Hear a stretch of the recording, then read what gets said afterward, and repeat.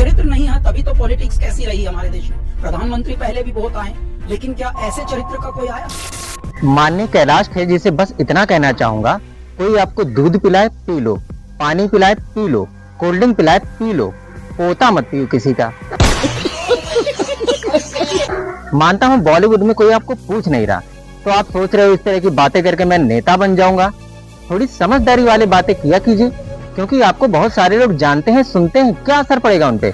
मान लीजिए आप बहुत अच्छे सिंगर है, ठीक है, मान ही लिया, तो इसका ये मतलब तो नहीं कि किशोरदा कुछ थे ही नहीं, लता मंगेशकर जी कुछ थी ही नहीं, आशा भोसले जी कुछ है ही नहीं, हम उनकी बुराइयां करने लगे, ऐसा तो हो नहीं सकता।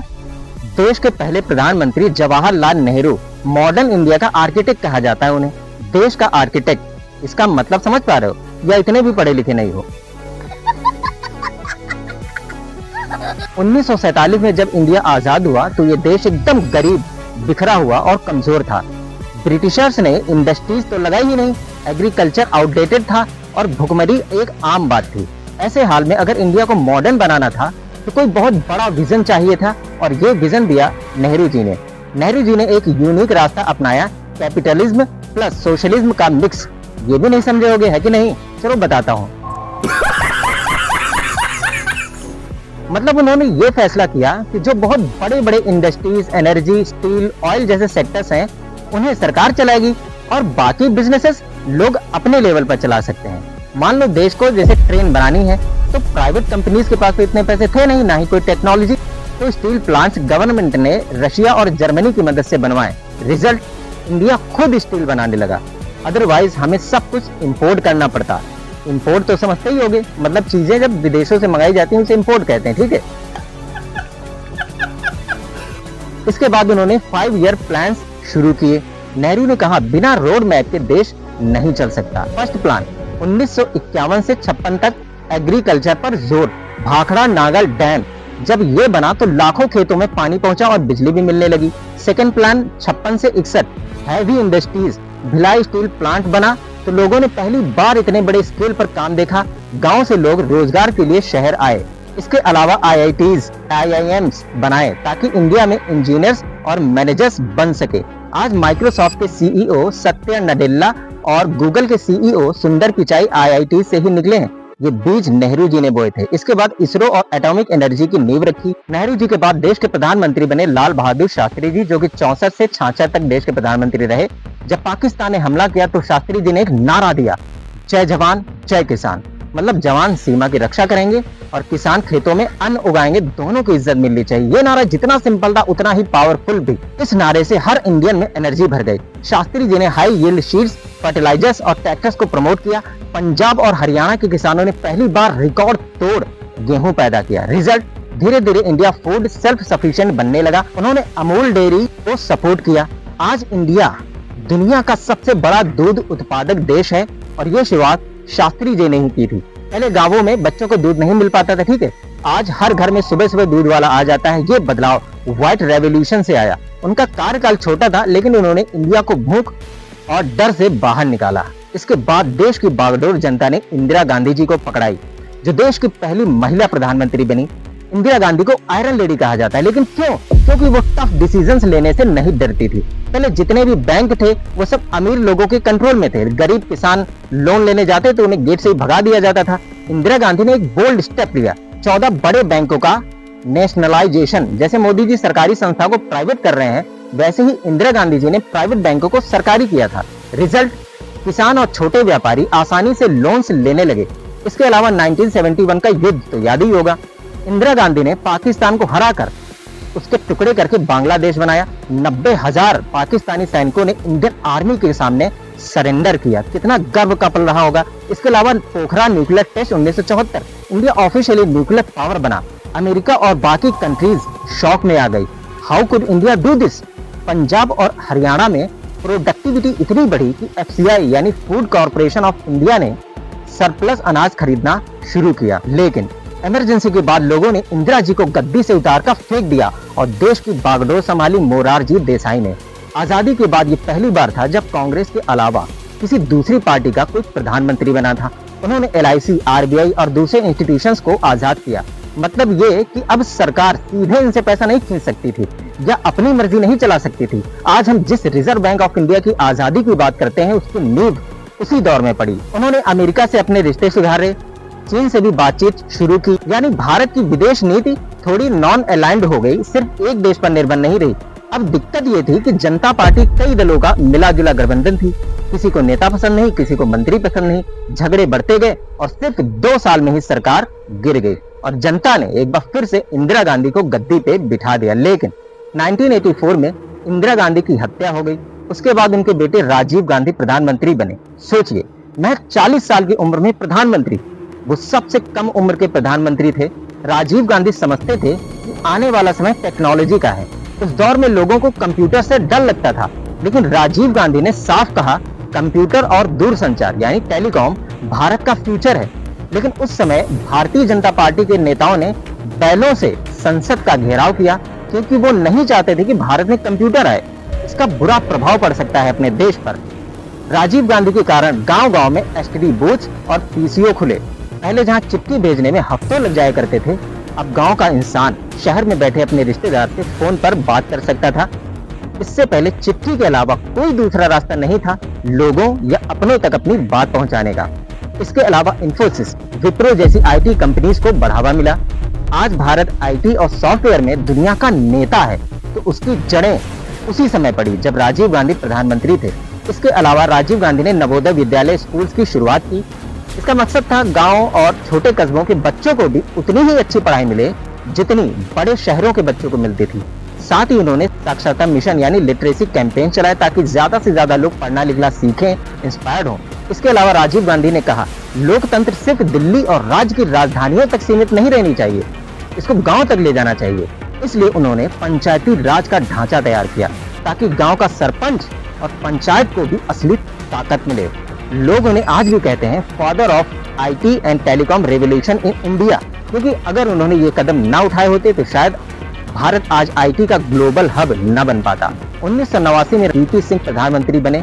उनका कार्यकाल बहुत छोटा था, लेकिन एक बहुत ऐतिहासिक साबित हुआ। उन्होंने मंडल कमीशन रिपोर्ट लागू की।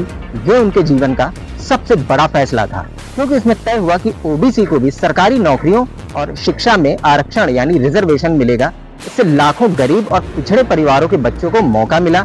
लेकिन दूसरी तरफ इस फैसले का विरोध भी हुआ। कई छात्रों ने कहा, हमारी मेहनत का क्या। प्रदर्शन इतना भयंकर हुआ कि कई छात्रों ने आत्मदाह तक कर लिया। ये भारतीय समाज की सबसे बड़ी सामाजिक बहस बन गई थी उस समय।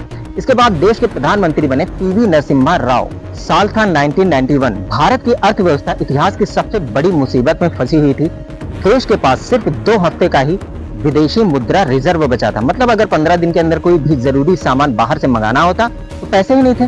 देश लिटरली दिवालिया होने की कगार पर था। या यूं कहें कि देश 15 दिन में बिकने वाला था। IMF यानी इंटरनेशनल मॉनिटरी फंड से मदद लेने के लिए भारत को अपने सोने के भंडार को गिरवी रखना पड़ा। कल्पना कीजिए, देश का सोना हमेशा सुरक्षित रहना चाहिए, अब कर्ज के बदले गिरवी रखा गया। ऐसे में देश के प्रधानमंत्री पीवी नरसिम्हा राव ने इतिहास का सबसे बड़ा ऐतिहासिक कदम उठाया। उन्होंने अपने विश्वास पात्र finance minister doctor Manmohan Singh को पूरी जिम्मेदारी दी। नरसिम्हा राव ने कहा, मनमोहन, अब देश तुम्हारे कंधों पर है। 15 दिन में अगर समाधान नहीं निकला तो देश दिवालिया हो जाएगा। मनमोहन सिंह ने कहा, लाइसेंस राज खत्म करना होगा, विदेशी निवेश को बुलाना होगा, PSUs यानी पब्लिक सेक्टर अंडरटेकिंग्स को बेहतर बनाना होगा और हमारी अर्थव्यवस्था को ग्लोबल स्टैंडर्ड पर लाना होगा। डॉक्टर मनमोहन सिंह ने 15 दिनों में एक ऐसा प्लान बनाया कि भारत की इकोनॉमी लिटरली बच गई। मनमोहन सिंह जी ने लिबरलाइजेशन यानी लाइसेंस राज खत्म कर दिया। डॉक्टर सिंह ने सरकारी नियमों को इतना इजी बना दिया कि प्राइवेट कंपनीज खुलकर व्यापार कर सकें। पहले कोई भी कंपनी स्टार्ट करना बहुत मुश्किल था। हर स्टेप में परमिशन चाहिए थी। मान लो जैसे किसी को कोई प्राइवेट कंपनी शुरू करनी है, ठीक है, तो सरकार से लाइसेंस लेना पड़ता था और लाइसेंस लेने के लिए महीनों तक लाइन लगानी पड़ती थी, चक्कर लगाने पड़ते, ढेर सारी परमिशन लेनी पड़ती थी, तब जाकर कई महीनों या सालों में वो कंपनी खोल सकता था। अब बिजनेसमैन आसानी से उद्योग खोल सकते थे कुछ ही दिनों में। भारत में कई सरकारी कंपनियां थी, जैसे भेल यानी Bharat heavy electricals limited, SAIL यानी steel authority of India limited, NALCO यानी national aluminium company, Hindustan aeronautics limited, Maruti Udyog limited. इनमें प्राइवेट सेक्टर को इन्वेस्ट करने की अनुमति दी गई। कुछ लॉस मेकिंग यूनिट्स को प्राइवेट मैनेजमेंट ने संभाला और वे प्रॉफिट मेकिंग बन गई। भारत ने दुनिया के सामने दरवाजे खोल लिए। अब फॉरेन कंपनीज भारत में इन्वेस्ट कर सकती थी। इसके लिए इंपोर्ट ड्यूटीज कम कर दी गई और एक्सपोर्ट को बढ़ावा मिला। 15 दिनों में जो चमत्कार हुआ, IMF के पास जाने से पहले भारत ने सोने के भंडार गिरवी रखा। डॉक्टर सिंह ने विदेशी निवेशकों को भरोसा दिलाया कि भारत अब ओपन इकोनॉमी है। इंपोर्ट एक्सपोर्ट में बैलेंस आया और भारत के फॉरेन रिजर्व्स धीरे धीरे बढ़ने लगे। IT रेवोल्यूशन की नींव पड़ी। इन्फोसिस, विप्रो जैसी कंपनीज के लिए दुनिया के लिए मार्केट खुल गया। अब इन रिफॉर्म्स के बाद भारत एक क्लोज्ड सोशलिस्ट इकोनॉमी से बाहर निकलकर ग्लोबल इकोनॉमिक पावर बनने लगा और इस तरह देश दिवालिया होने से बच गया। इसके बाद 1998 में देश के प्रधानमंत्री बने अटल बिहारी वाजपेयी जी। वाजपेयी जी ने राष्ट्रवाद और विकासवाद दोनों को बैलेंस करने की कोशिश की। 1998 में परमाणु निरीक्षण किया, जिससे दुनिया को भारत की ताकत दिखी। देश में हाईवेज का जाल बिछा, टेलीकॉम सेक्टर खोला, मोबाइल क्रांति शुरू हुई। भारत ग्लोबल मैप पर स्ट्रॉन्ग दिखा, कम्युनिकेशन और ट्रैवल आसान हुआ। लेकिन कारगिल वॉर और 2002 गुजरात दंगे ने उनकी छवि पर धब्बा डाला। इसके बाद एक बार फिर से देश में कांग्रेस की सरकार आई, जिन्होंने 1991 में देश को बिकने से बचाया था। उन्हीं को इस बार देश का प्रधानमंत्री बनाया गया, यानी डॉक्टर मनमोहन सिंह जी को। मनमोहन सिंह जी साइलेंट PM माने जाते थे, लेकिन काम बड़े थे। मनरेगा, 100 दिन की रोजगार गारंटी, इससे गांवों में काम मिला। राइट टू इंफॉर्मेशन यानी RTI, जनता सरकार से सवाल पूछ सकती है। राइट टू एजुकेशन RTE, हर बच्चे को पढ़ाई का हक। Nuclear deal with USA, international level पर भारत की इज्जत बढ़ी। इसका असर क्या हुआ? मिडिल क्लास मजबूत हुआ, आम आदमी को हक और सुविधाएं मिली। लेकिन 2G और CWG जैसे घोटाले हुए, करप्शन की छवि बनी। अन्ना हजारे का जोरदार अनशन शुरू हुआ। इसका असर इतना ज्यादा हुआ कि 10 साल बाद कांग्रेस की सरकार गिर गई और भारतीय जनता पार्टी से देश के अगले प्रधानमंत्री बने नरेंद्र मोदी जी सन 2014 में। जब मोदी जी का प्रचार शुरू हुआ तो उनके लंबे लंबे भाषणों ने लोगों को अपनी तरफ आकर्षित किया। अब लोगों को लगने लगा कि देश में कुछ नया होने वाला है, आम आदमी के लिए नई क्रांति घटित होने वाली है। सारा काला धन भारत में वापस आएगा और हर किसी के खाते में 15-15 लाख रुपए आ जाएंगे। मोदी जी आए तो जनता ने अच्छे दिन का सपना देखा, लेकिन अफसोस कोई भी काला धन स्विस बैंक से वापस नहीं आया और न ही लोगों के खाते में 15-15 लाख रुपए आए। चलिए इनके काम पर नजर डालते हैं। पहला, नोटबंदी 2016। कहा गया ब्लैक मनी खत्म होगा, लेकिन रिजर्व बैंक ऑफ इंडिया की रिपोर्ट के अकॉर्डिंग 99% से भी ज्यादा पैसा बैंक में वापस आया। इसके बाद GST लागू की गई, टैक्स का नया ढांचा बना। GST आने से पहले हर राज्य के टैक्स का सिस्टम अलग अलग था, लेकिन GST आने के बाद देश का सारा टैक्स सिर्फ एक जगह जाने लगा। GST लागू होने के बाद हर साल देश में नए नए तरीके के टैक्स लगते जा रहे हैं, जिसका असर सीधा आम आदमी पर हो रहा है। ये मुझे बताने की जरूरत नहीं है। नमक और एजुकेशन पर भी भारी भरकम टैक्स लाद दिया गया है। तो आपने नोटबंदी कर दी, उसने हमें चौपट कर दिया। अब सिर्फ ये हो रहा है, सिर्फ एक चीज में सफलता है इस सरकार की कि इसने हमारी पूरी आबादी को टैक्स से लाद दिया है और चमड़ी निकाल रही है उनकी। इसके अलावा make in India, digital India slogans से देश को नई पहचान मिली। आर्टिकल 370 हटाया गया। कश्मीर को लेकर बहुत बड़ा ये राजनीतिक कदम था। इंटरनेशनल रिलेशंस में मोदी जी की पर्सनल ब्रांडिंग मजबूत हुई। नोटबंदी से छोटे व्यापारी और मजदूर तबाह हुए। सरकारी कंपनियां जैसे एयर इंडिया, LIC, रेल से जुड़ी हुई एसेट्स बेच दी गई। पब्लिक एसेट्स प्राइवेट हाथों में चली गई। बेरोजगारी अपने चरम पर पहुंची। हिंदू मुस्लिम पोलराइजेशन बढ़ा। समाज जाति धर्म के आधार पर बंटने लगा। सोशल मीडिया पर नफरत की राजनीति फैली। मानसिकता पर नेगेटिव असर होने लगा। लोग एक दूसरे को दुश्मन मानने लगे। तो कैलाश खेर जी, अगर बचपन में आपका पढ़ने में मन नहीं लगता था तो ये वीडियो पूरा देख लीजिए। आपको पता चल जाएगा कि शुरू से लेकर अभी तक भारत में जितने भी प्रधानमंत्री हुए हैं उन सब ने अपने देश के लिए क्या क्या योगदान दिए। तो दोस्तों, मिलता हूँ एक नए जबरदस्त वीडियो के साथ। तब तक के लिए जय हिंद, वंदे मातरम।